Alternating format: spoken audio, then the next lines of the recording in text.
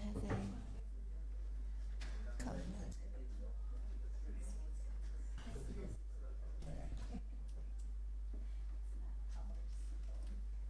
Shall we wait for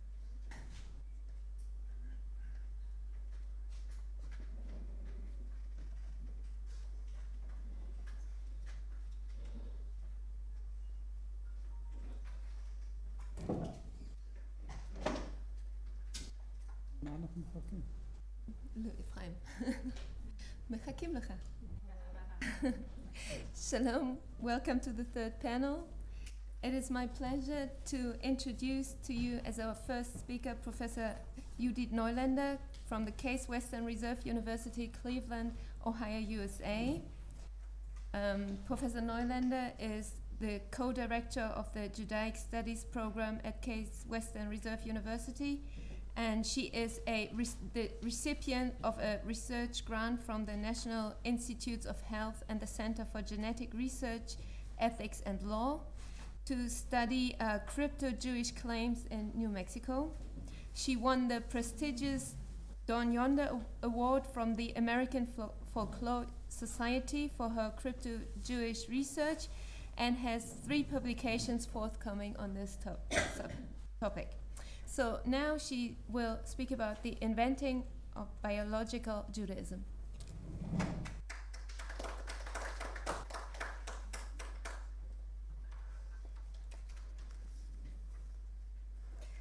First of all, thanks to Ephraim and to Shira and to anyone else who was involved in bringing me here in one piece.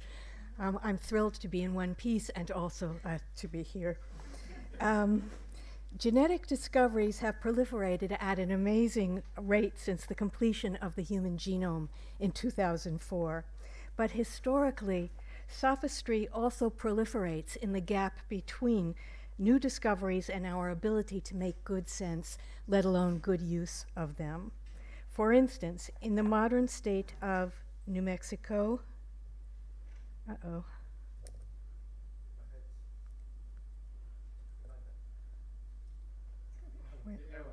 I'm using the arrow.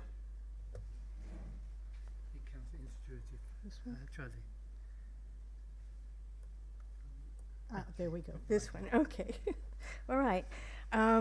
In the modern state of New Mexico, which is located on the American side of the Mexican border, a handful of academics, none of them a folklorist or a geneticist, have long claimed that local Hispanic folkways are actually secret or crypto-Jewish traditions. Using the same logic, they went on to invent demonstrably unfounded, malignant genetic signatures for ferreting out hidden Jews among unsuspecting Hispanics.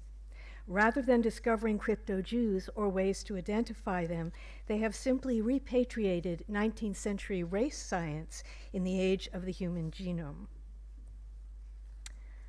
In 78, yes. Sir Francis Galton, cousin of Charles Darwin and father of eugenics, began using newly discovered photography to superimpose multiple images of Jewish adolescents into a single biological composite or Jewish racial type, creating a photographic science fiction. 12 years later, Sir James Frazer published the first in 12 volumes of The Golden Bough, 500,000 words of little current value, based on his grandiose sweep of superficial cultural similarities into false cultural composites, creating an ethnographic cultural fiction. For at least 30 years, a handful of New Mexican academics have been following Frazer, sweeping together ambiguous Hispanic and Jewish folkways into a demonstrably unfounded crypto-Jewish composite, and following Galton's notion that he could register types of the racial and diseased. They have swept Jews and Hispanics into a false crypto-Jewish composite using shared diseases as purportedly Jewish ethnic markers. We will deconstruct these inventions today, beginning with what a false ethnographic composite looks like.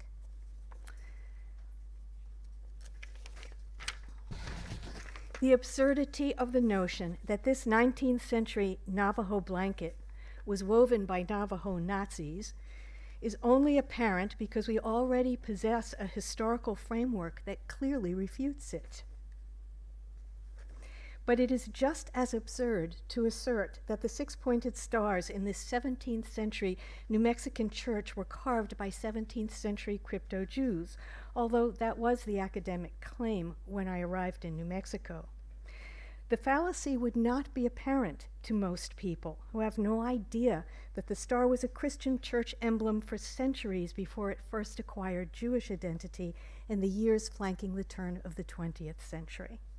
But New Mexican academics persist in such sophomoric claims, either because they themselves lack better knowledge, or because they have an unstated agenda more valued than accuracy. Perhaps more disturbing, every claim has been embraced by a Jewish community vulnerable to any pseudo-ethnographic assertion about Jewish identity, no matter how misguided or damaging to Jews, because Jews in general, as a general population, are ethnographically naive. This is Mystery Rock, which we'll see shortly in a news clip. It's located west of Los Lunas, New Mexico, first discovered in the 1930s when it was probably created. It is touted as a Hebrew rendition of the Ten Commandments carved by colonial crypto-Jews. Since almost no one in New Mexico knows what Hebrew looks like, it is easy to conflate these unintelligible mystery letters with unintelligible Hebrew letters into a false crypto-Jewish composite. For more than 30 years, local academics have said nothing to correct this.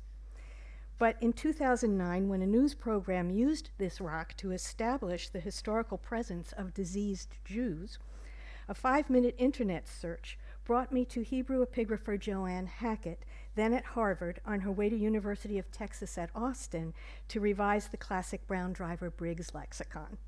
"I wish things were always so easy," she said.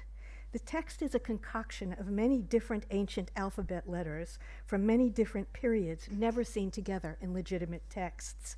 It is an incomplete attempt at the Ten Commandments, with some letters upside down, some backwards, and some words misspelled. Clearly an amateur effort or linguistic lark, making no pretense whatsoever at Hebrew. Why should any Hispanic embrace this origin myth, you may ask? Well, the answer lies in color-coded racial tension. Most Spanish colonial settlers were males who of necessity built families with native women or women imported as slaves from the Caribbean and Africa. By the early 18th century, when the founding fathers of today's Hispanic community first arrived in New Mexico, they already had a richly mixed heritage. But at the same time, they bore the burden of a lavishly illustrated, color-coded caste system. Their own internal origin myth upheld communal descent from blood-pure Spanish conquistadors, whereby no one could either confirm or deny anyone else's aristocratic lineage, regardless of different appearances. An ingenious weakening of the color-coded system. Although racism persisted, the Spanish community had found a way to escape its worst social consequences. But in 1975, a local priest refuted the conquistador prestige lineage, newly exposing vulnerable Hispanics to the social consequences of racist color coding. Compounding the issue, in 1980, modern Hispanic families lost their majority to an ascendant Anglo ruling class, one that classified Jews as overvalued whites and Hispanics as people of color. In the same year, a handful of local academics pointed to the likes of six-pointed stars and Mystery Rock as evidence of a significant crypto-Jewish heritage among the Hispanic founding fathers. A tiny handful of Hispanics, perhaps the most cowed and vulnerable, seized upon this claim as a substitute prestige lineage. As Raphael Patai wrote of the Spanish Americas, quote, "It is common for an Indian to claim to be a mestizo of mixed race, and for a mestizo to claim pure Spanish descent. Pure Spanish descent, even Spanish Jewish descent, is a step up on the social scale." These individuals were internationally celebrated for suddenly recovering memories of a religiously empty but racially safe crypto-Jewish past.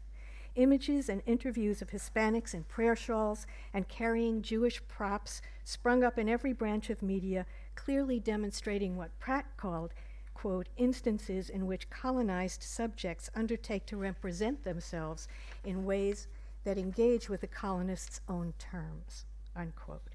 This is hardly unusual, she wrote, but rather a recognized phenomenon, important in unraveling the histories of imperial subjugation and resistance at the site of their occurrence. But these claims have not, to my knowledge, re-energized anti-Semitism. For that, we have to credit New Mexican reconstructions of Judaism as biological, of Jews as a genetically contaminated and contaminating race. I have refuted each New Mexican Jewish by disease claim to date, since none have any merit. The current scourge is a form of breast cancer associated with Jews, but as we are about to see, the same mutations given as evidence of Sephardi descent actually refute it. Finally, we'll come to see that wherever Jews are a minority, no disease can ever be used as a Jewish ethnic marker. So let's begin with New Mexican BRCA1-2 claims. BRCA, or BRCA, is an acronym for breast cancer, and 1-2 stands for two genes that normally produce tumor-suppressing proteins in the human body. Because BRCA mutations inhibit these proteins, individuals with these mutations are at greater risk of developing certain cancers. Among the many, many hundreds of mutations found in BRCA1-2, 3 appear at a high frequency in roughly 2.5% in Ashkenazi Jews, and a low frequency of roughly 0.5% in non-Jews. The discovery of one or more Ashkenazi mutations in the local Hispanic population is currently given as evidence of Sephardi descent by asserting that these mutations emerged before the Sephardi-Ashkenazi split. But equally respected geneticists disagree. Some suggest emergence of Ashkenazi BRCA mutations as late as the 14th century, long after the Sephardi-Ashkenazi split. The point is, there is no conclusive evidence either way, which means the New Mexican claim is now a conjecture, not a fact. And it ignores the fact that Ashkenazi Jews and Hispanics have been living side by side in New Mexico for 175 years. So we should expect to find Ashkenazi admixture in the Hispanic gene pool, a modern Ashkenazi addition that cannot indicate pre-modern Sephardi descent. To show that BRCA2 mutations are useful as Sephardi indicators, we would have to find them outside of New Mexico among Jews whose Sephardi ancestry is not in question. But so far, no study of Middle Eastern or Sephardi Jews has ever found Ashkenazi BRCA mutations among any of them. To date, it is clear that among Jews, having one or more Ashkenazi mutations indicates only Ashkenazi, not Sephardi descent, eliminating crypto-Jews from the New Mexican equation. Most importantly, the non-Jewish population is so gigantic, and the Jewish population so minuscule in this world, that the vast majority of people with any shared disease will always be non-Jews, even though the frequency is higher in the tiny Jewish minority. I don't know about statistics elsewhere, but in the United States, for instance, that means that for every Judith Neulander with BRCA1-2 mutations, there will be 11 Angelina Jolies. Let's finish up with the New Mexican news clip that I mentioned earlier, keeping in mind that Mystery Rock is not a Hebrew text, and BRCA1-2 cannot be used as a Sephardi ethnic marker.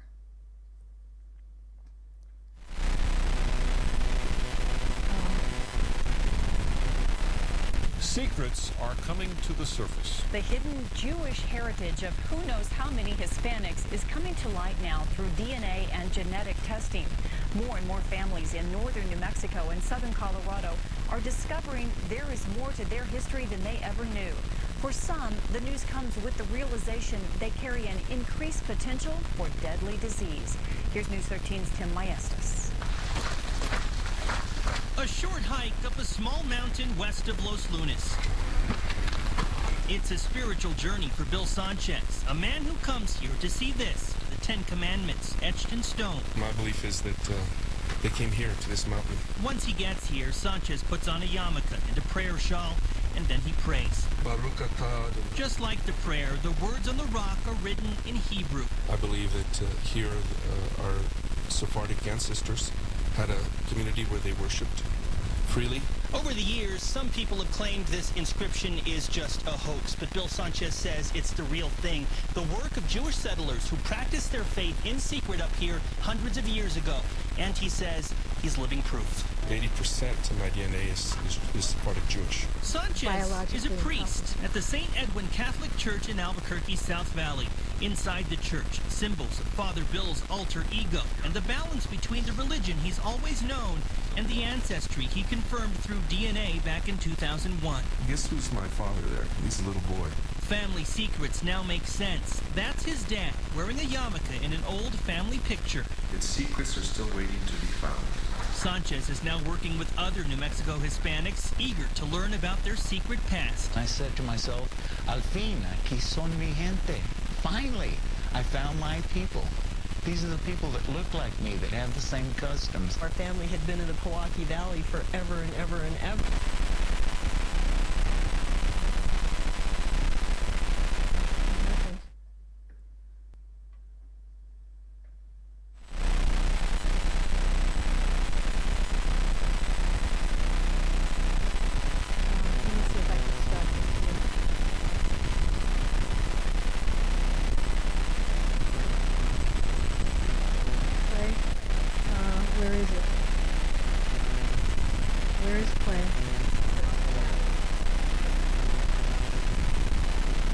This?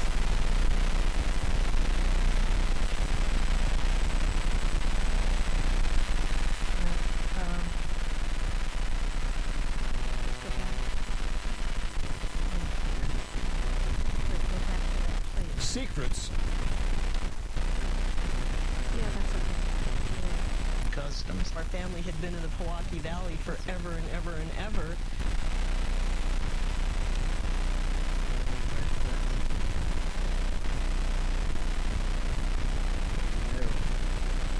I think you press really goes.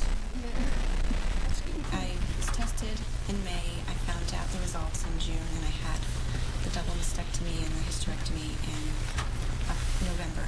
I have a cousin that she had a complete hysterectomy, had everything taken out, and had a bilateral mastectomy. She didn't want to take any chances whatsoever. Okay, well. Rosie Trujillo also has the genetic mutation. So we have two great grandparents here. A genealogical chart shows the impact on her family, who at one point settled near Taos. I lost my sister at 30. So far she's the youngest. She had breast cancer.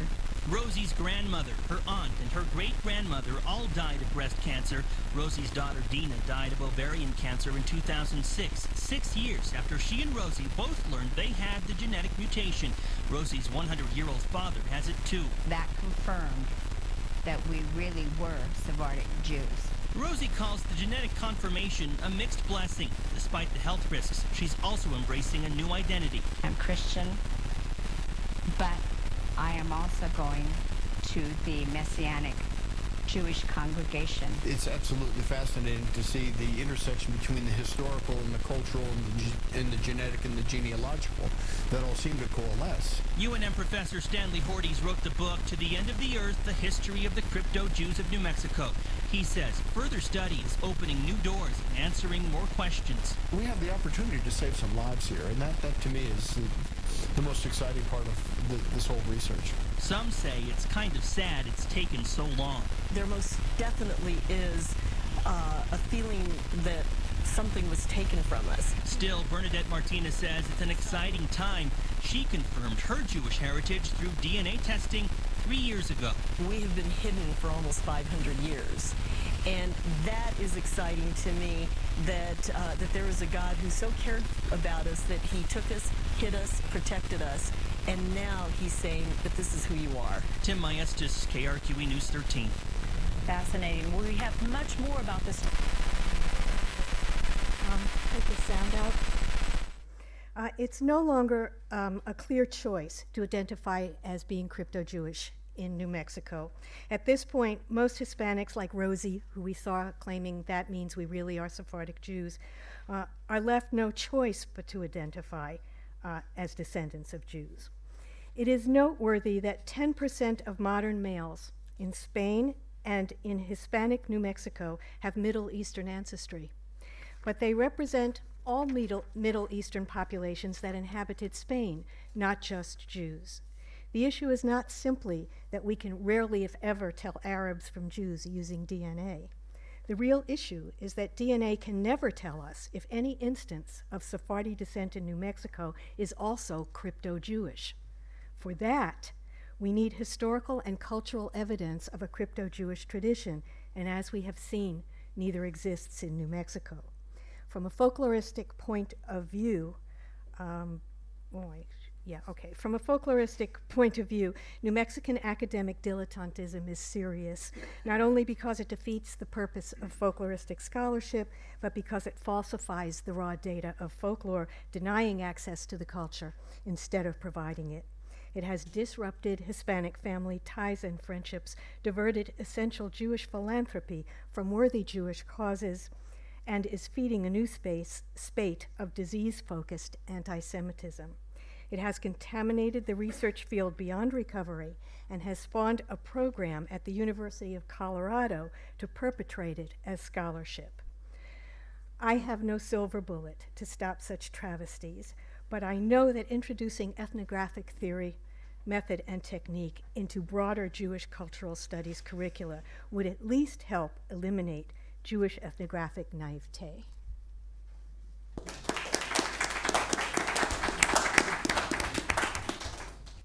Thank you very much for this fascinating talk.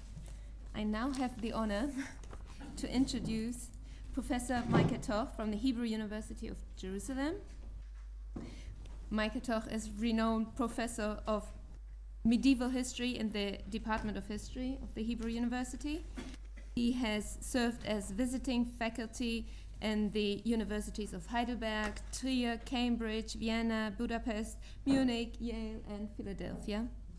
His research deals with the economic, the demographic, and social history of medieval peasantry as well as medieval European Jewry. His latest book is called The Economic History of European Jews, Late Antiquity and Early Middle Ages, that from 2012, and there he has very brief passages on comments on recent DNA studies. So today he'll talk about the DNA studies and the formation of medieval Jewries. Thank you. The Middle Ages saw the foundation of two of the three major divisions that make up the Jewish people till today. Ashkenazim of Central and Eastern European extraction, and Sephardim of Spanish-Portuguese origin, and later residents of the Ottoman Empire from the Balkans to North Africa and in very small groups also in Northwestern Europe and in the New World.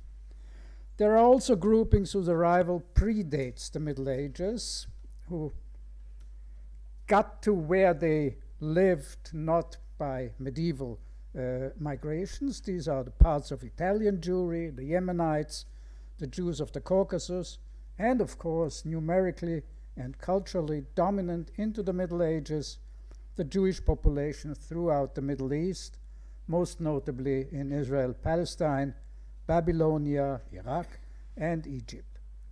The Jews living in all these regions define themselves religiously, culturally, and linguistically as parts of the broader entity of a Jewish people anchored in the Middle East and in Semitic languages.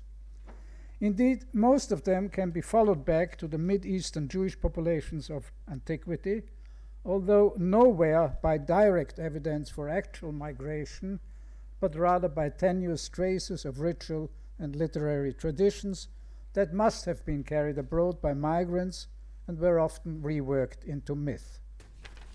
the culture and populations of the medieval Jewish diaspora, which of course translates into the modern diaspora, the populations of the medieval Jewish diaspora thus seen to derive both from the religious center in the land of Israel, Palestine, and from the one in Babylonia. This is the mainstream view. Against that view is another one that sees the development. Against this view, there is a persistent strain, often polemical, that gives pride of place to genetic origins. It postulates non-Jewish origins for both Ashkenazic and Sephardic Jews, claiming that these communities consist mostly or entirely of converts from other faiths or ethnicities, most famously the long-lost Turkish Khazars of the 8th to 10th centuries. The debate has not been restricted to academia, but resonates strongly with contemporary local Israeli political contentions. Thus, the origins of the Ashkenazim have been tied to the fight over the Jewish claim to the land of Israel. And in the heat of the political argument, the issue of Ashkenazi origins has moved from the esoteric fringes into the center of public disagreement, for instance in the writings of Shlomo Zand. Other contentions concern the very nature of Judaism and Jewishness. Are the Jews a tribe solely defined by descent, or a civilization defined by culture, religion, and history? And as Israeli identity has receded in recent years in favor of a Jewish one, such questions have become relevant again, not least vis-à-vis a diaspora Jewry troubled over both its internal constitution and its relations to an increasingly tribal brand of Israeli Jewishness. It is thus no wonder that DNA studies have been seized upon with zest as a means to objectify a debate that looks more and more unmanageable. Let's take off the table the huge issue of the nature of Jewishness, surely not one to be tackled in 20 minutes or 15 minutes. Instead, I shall concentrate on a number of questions centered on the migration movements that brought the medieval diaspora into being. I have recently published a book, it has been mentioned, that very carefully reconsiders all available archaeological and textual evidence. And I pride myself on having resolved a number of puzzles that have plagued scholarship for a long time. But still, there are many more open problems that might possibly profit from DNA input. Their list would probably run like the following. 1. Was there a continuity of Jewish settlement from Roman late antiquity into the Middle Ages, as there was in Byzantium, southern Italy, southern France, and eastern Spain? Or did the rest of the European diaspora largely come into being by migration? Historical thinking, as recently interpreted, favors migration. And if so, where did the Jews that eventually became Ashkenazi come from? Can the two suggested routes gathered from textual evidence be confirmed by genetics? One from Italy to the Rhine Valley and then into eastern France and central Germany, and the other from southern France via the Rhone River to eastern France and western Germany. 3. To when should these foundational migrations be dated, and what were their numerical dimensions? 4. Where did the Sephardim come from? Here too continuity from antiquity has been claimed, wrongly as I believe. Can DNA studies confirm my hypothesis that Sephardic Jewry in the main derives from North Africa? 5. What was the impact of proselytism, most notably the imputed massive influx of the Khazars? You should.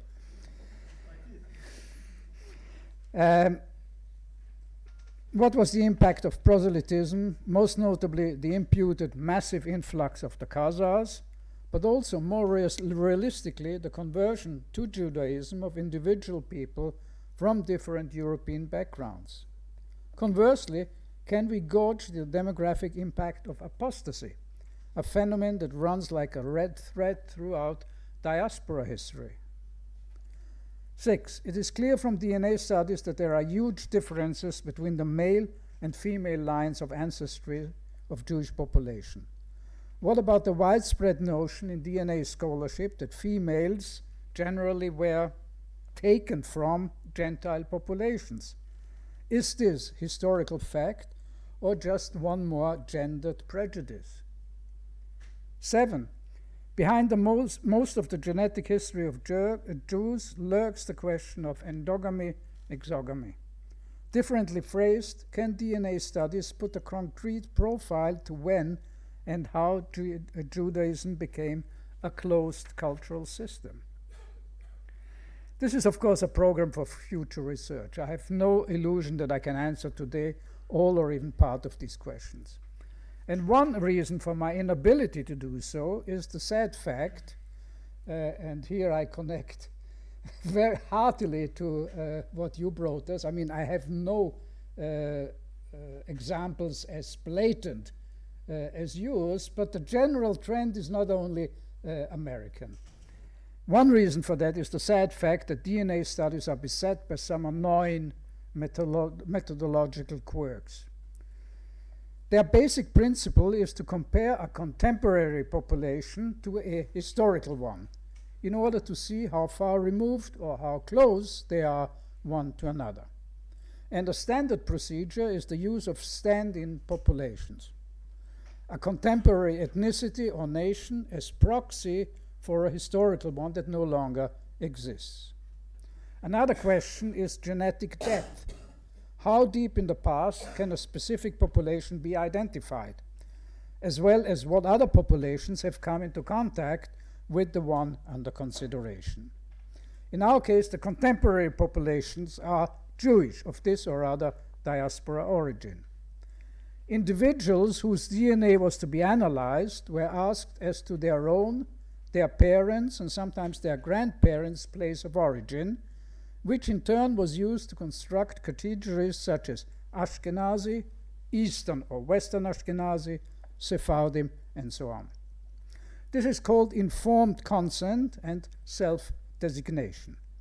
For example, one study that attracted a lot of media attention drew its material from, quote, a sample of 174 males made up of self-defined Sephardic Jewish males, either from the Iberian Peninsula itself or from countries that received major migrations of Sephardic Jews after the expulsion of 1492-1496 as follows.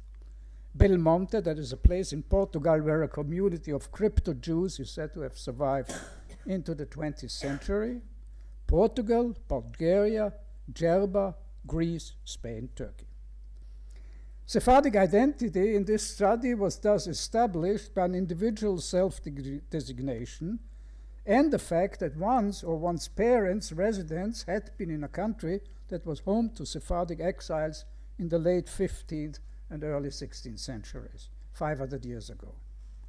The comparison of the DNA of these subjects to the one of today's inhabitants of Iberia led to the conclusion that 19.8% of the inhabitants, today inhabitants of Iberia, possess Jewish ancestry. Clearly, there is a problem if one's study population is sampled in such cavalier fashion. The nadir is one researcher who constructed his Jewish population by searching DNA data banks. He did not go to the people, he searched the data banks for people with ancestors, quote, bearing first names that appeared to be Jewish, such as Aaron, Abraham, etc., provided that the last names also appeared to be Jewish, end of quote. The otherwise highly regarded author has not the slightest inkling of the intensive research carried out on Jewish names, for instance by Alexander Beider with 25 articles between 1991 and 2014. So there is very often a basic problem with the way a contemporary Jewish population is constructed.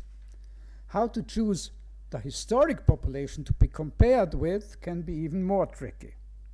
And a good example is a recent study released amongst huge media fanfare, which allege to have definitely clinched the old question of the origins of Ashkenazi Jews, namely as descendants of the Turkish Khazars. In this study, modern Palestinians stood in as proto-Judeans. These are the ones claimed not to have been the forebears of modern-day Jews, while Georgians and Armenians were used as proto-Khazars.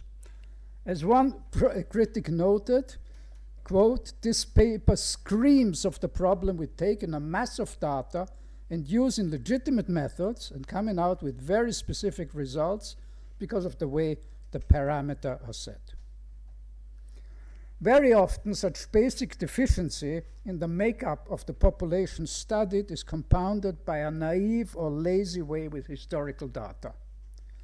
From the DNA study of Iberia quoted before, I quote, "History records that Ibiza, that one island, found to have a high apparent Sephardic Jewish ancestry proportion in our study, had an insignificant Jewish population compared to its neighbors, yet had previously, pay attention, had previously been an important Phoenician colony. This means the 9th to 8th century BC. Likewise, Minorca is recorded, I'm still quoting, as having a substantial Jewish population, yet here it shows no Sephardic Jewish ancestries," end of quote. Now, the source for all this nonsense is a tourist guide, Arthur Voss, Ibiza and Minorca, Faber and Faber, London, 1975. Out of over 25 collective DNA studies on Jews that I have studied, a single one went to the trouble of adding a historian to the group of authors. As a rule, there are some exceptions. DNA scientists tend to use the most easily accessible reference works for their historical context. By default, these are superficial and or outdated works. Some of them reflect a minority view amongst historians, as for instance, Shlomo Sand on the invention of the Jewish people, who is cited as a standard reference on the Khazars. In other words, most DNA studies are deficient on historic context and sloppy in their construction of populations. Probably most damaging, okay, I'll get there. Probably most damaging is the almost incredible, blissful ignorance of the 19th and 20th century migration movements of Jews. If both my own parental and maternal grandparents had arrived in Vienna around 1890, is my DNA to be included in the sample of Western Ashkenazi, or does it rather belong to somewhere else? Differently put, most contemporary Western Ashkenazi are but Eastern Ashkenazis twice removed. But such easily researched details are often ignored. Given these problems, which hopefully will be addressed in future studies, what can the existing body of DNA scholarship contribute to my question, or should I skip that? The origins of the Ashkenazic diaspora. Thanks to the definite disproval of the Khazar theory, we can now safely return to the mainstream. You thus, quote, DNA analysis of Ashkenazi Jews, together with a large sample from the region of the Khazar Khaganate, corroborates the earlier results that Ashkenazic Jews derived their ancestry primarily from populations of the Middle East and Europe, that they possessed considerably shared ancestry with other Jewish population, and there is no indication of a significant genetic contribution either from within or from north of the Caucasus region. As for the migrational stages in between, one study has noted a close genetic resemblance of Ashkenazi to modern Italians, which indeed accords with the historical presumption that they start their migrations across Europe in Italy. And it also fits with historical evidence that conversion to Judaism was common, much more common than in any other place, in any other times in ancient Rome. Not much more can be gained from DNA studies, and we shall have to wait for techniques that allow for a finer resolution in time and space. As to Sephardic Jews, very few studies have gone into that, and they are actually two. One of them I mentioned before, so there's very little to be had there. As for other diasporas, even less has been done. Here as elsewhere, the Ashkenazi remain hugely dominant. Proselytism, gender differences, endogamy, exogamy. Here work has been done which should be integrated. There is no evidence for a large-scale proselytism except with the Kazakh folly, which has to be discounted. So, yeah, I am. 3 minutes. Okay? 3 minutes for the holy discussion. Let's see. I'll go straight to my pious conclusion. I stop here more or less in the midst of things. It is evident that DNA studies as yet do not provide the master key to historical questions. The least that can realistically be said today is that a major contributing factor to the genetic divergence between Jewish groups may have been admixture with local host populations, while at the same time threads of Eastern Mediterranean ancestries remain evident. But even with DNA studies, as we speak today, Judaism is and remains a largely cultural category.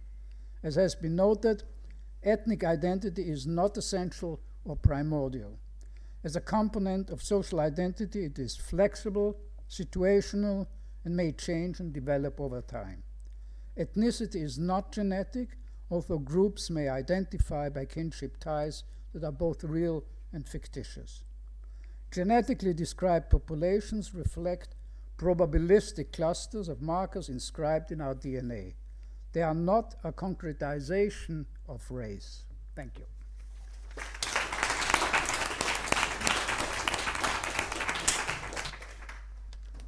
Thank you very much for both speakers.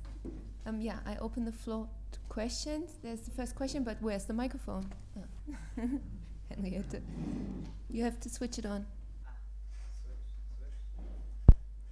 Hello. Okay. I'm Leonard Stein from Ben Gurion University. This is for Judith Neulander. You argue that Hispanic Americans are claiming to be crypto-Jewish in order to be white and shed their mestizo heritage. And you also discredit scholarship that disagrees with yours as sophomoric, arguing instead for serious ethnography. However, where's the ethnographic data that allows you to make a generalized statement about individuals' motives for identifying as crypto-Jewish? It sounds like that only the academic can validate cultural reality.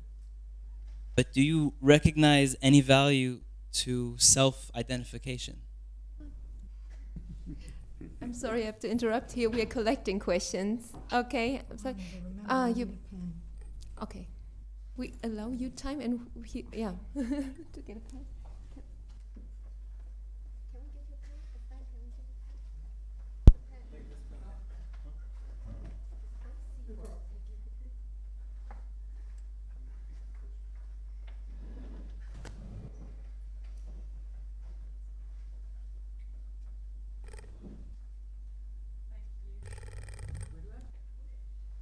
No, it's on already. Okay. Yeah. Okay.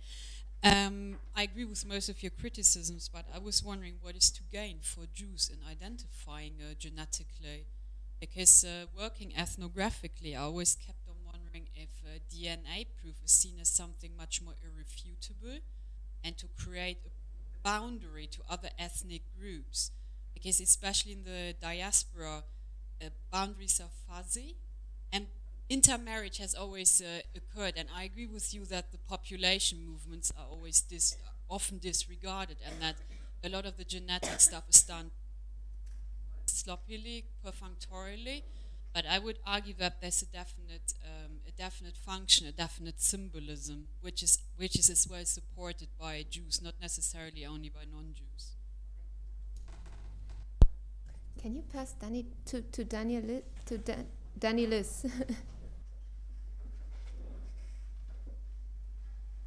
Thank you. So, Danielis, Basel University. I've also comment to Judith Neulander. This is more a general comment. If we deconstruct the identity of one group, there's always the danger that we don't deconstruct the other group. Like you said that, you know, this is completely a construction of Jewish identity among scripted Jewish identity, but there is the Ashkenazi identity, which seemed, as the way you were talking about, very essentialist as a static identity, and I think we need to be careful there. This is something you cannot argue about. Okay, in a minute you argue about it. The idea of converting from other religions into Judaism breaks the understanding that there might be some kind of linear genetics. I'm just, you know, I'm not in this field, and I'm curious how researchers tackle this question of discontinuity and yet support genetic understanding or studying the connection. You don't understand what I'm saying? No. Okay. With your permission, I'll if there is a conversion from non-Jewishness to Jewishness, then there is a difference genetic of the person that converses from not being Jewish to becoming Jewish and becoming part of the community of the Jewish community. And this interferes in the lineage of genetics. So what's the point of researching within a community the genetic connections or the disease connections, etc., and so forth, if a priori there is no logic or there is no hypothesis of that there might be a connection in this? And it's like what the scientific community is doing when starting to understand the genetic connection. It's a question. I got that one. Yeah.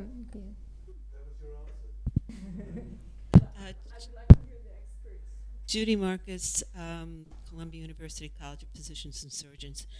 I was at a conference here in Jerusalem last summer where there was demographic information on the prevalence of the BRCA genes. And it surprisingly included almost all of the Sephardic populations except for one, and I believe that was Morocco. So your whole theory seems to revolve around the fact that there were there's no BRCA prevalence in the Spanish population, and that's not true. I wonder if you comment on that. Yes, the question is, yes. To the back, can you pass it? Yeah.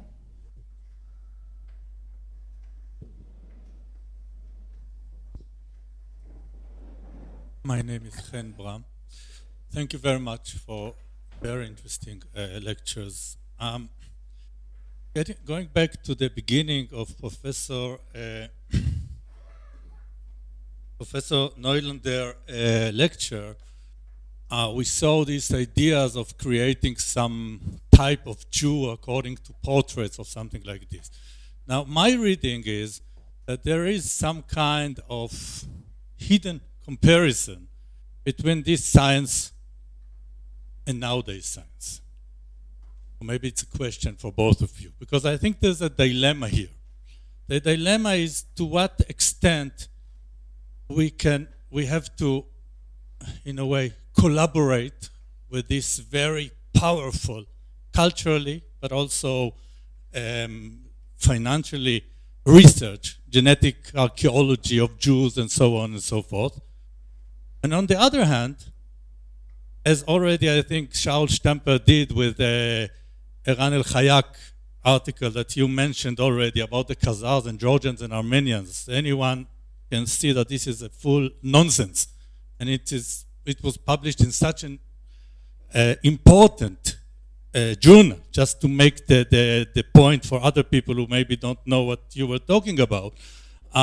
So just to say that the king is naked.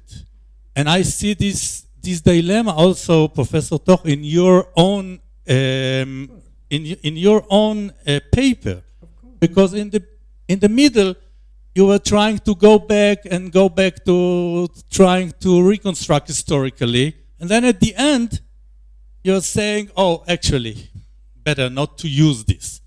And I think the main issue is not only all these inherent problems of the genetic research, but also the categories themselves. I mean, the idea there is that the category Sephardic Jews say something concretely, following the expansion of Jews all over North Africa and Balkan and so on, and the idea that even Ashkenazi Jews. So I would like to hear your comments about these dilemmas of research today. Thank you very much, Linda. You're the last question. Please keep it short. Okay, very short. Yeah. Can I do it without the microphone? Yeah, okay. Mm-hmm. Okay. I just wanted to know if it seemed to be, at least in your, Judith, in your presentation, that you were suggesting that these DNA studies are some kind of throwback to 19th century racial theories. I was wondering what you think is the motivation for this then. Why would, who wants this? Who are the stakeholders? Who does this benefit? That there would be, after so many years of talking about race as a social construction, that we suddenly see the popularity of the supposed objectivity of something like DNA testing. Can I ask a brief could you keep that for the next round? Yeah. Thank you very much, because we're very short on time, but ladies first. Okay. I hope I understood the question, and I think I've got the answer for you. How does a folklorist, because that's really only the only perspective I can give you, how does a folklorist evaluate self-identification? How much stock do you put in it? The truth value of a community's reconstruction of the past is of absolutely no interest to a folklorist. Don't care. It can be a total fiction, because embedded in it with exquisite accuracy is the spirit and mentality of the people who generate, modify, and maintain that tradition. When a people self-identify and share a group identity, embedded in there are their aspirations, their animosities, their aesthetics, their values. It's all in there, and it's always constructed in their own best interest. My issue in New Mexico is not whether the people really are or are not crypto-Jews. I don't care. My issue is that their right to self-identify has been taken away from them, that it has been conscripted by power of academic fiat and by a bunch of naive academics. And that's never socially healthy in any context. Shall I? Do you want to answer all the questions first? Or? Oh, how do you want to do this? I don't care. Okay, I think I'll take all these questions together. If I had not been under pressure by our chairlady, maybe I would made myself a little bit better understood, in the sense that I jumped over the qualifications. So it came out that I said, better not use it, which I did not say. What I say is that at this particular point, 20 years, not more than that, into DNA research, there are still some basic problems in the procedures. That's one thing. Second thing, then the question has been asked here, what's the interest? There's huge money involved, huge money. I mean, for us, people from the humanities and social sciences, you cannot imagine how much money there is. There is the whole, and excuse me if this sounds anti-Semitic, the whole power of the Jewish American Eastern Seaboard invested, and I think also even in the south of America, not to talk about Israel, the medical establishment is hugely invested in that because it's interesting, because it's dynamic, because there is huge money for it, there is even much more media for it. And I just look at how, I look at two newspapers. You can't go any higher than that, New York Times and Haaretz, okay? I mean, the way they report on the DNA studies on the Jewish people, anything comes out, wow, they're immediately there. Usually they misunderstand. So there's a lot of dynamics there. And it's almost impossible to stop that. And my and other people attempt to slow that down and get it on track for the historical context. It's an almost lost battle, but we try nevertheless. Yes, there is a lot to be had from that. What I jumped over, the things that I jumped over. But it's impure at this moment. It's impure, and the implications, the generalizations generated are questionable. And they go to what you described. I mean, yours is on a very extreme scale, on a very extreme place, because usually these people, they're not out there to falsify. But circumstances help to not falsify, but misrepresent and create fog. And we're still not, I mean, in the historical sciences, we're after 200 years of sitting over our methods and tuning them, and they're not there yet, but they have a huge media impact. So it's a running battle. Okay. I get to answer. I'm afraid we have to break here for lunch, but I'm sure that we can continue the debate over lunch. Speakers are asked to follow Shira, who's waiting for you outside, I hope, and everyone else will find the cafeteria open. We meet back here at 2:15 sharp. Oh, I could have done that in a minute.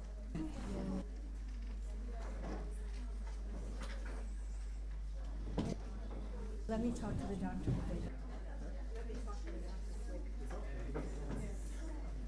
You're a doctor in the play.